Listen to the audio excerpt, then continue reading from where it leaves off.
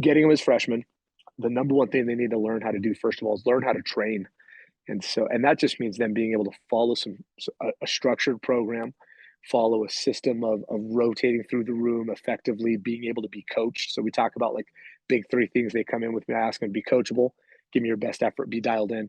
And so those are three things that sum up to this: learning how to train.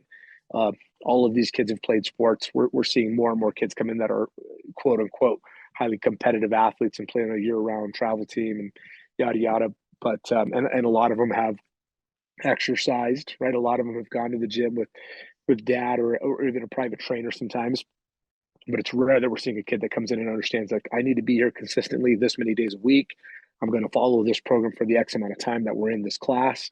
And I'm going to track my progress. I'm going to follow these instructions well. So all those go into just number one thing, learning how to train. First of all, is just understanding that this is a process, and not unlike their sport practices, it's structured. It's important for them to learn that right off the bat. So, and then from there, we can start unpacking some of the things we start talking about. We address fundamental movements first.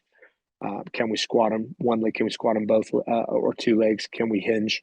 Can we do a hip dominant movement, unilaterally and bilaterally? We always talk about some sort of upper body pushing, some upper body pulling in both planes of motion, horizontal and vertically. And then we carry something. We spice in the other things, our anti-rotation work, anti-flexion, anti-extension for our core, and then anything else posterior chain or all of the things that you'd maybe consider auxiliary. But again, the biggest piece, the foundation, is if I can't get them on board with understanding what it is to train, none of those other things matter. So before we start unpacking the specifics of block zero programming, quote unquote, the kid's got to be bought in. I've got to build a connection with them, number one, to help garner that trust, so that I can take them on this process of training.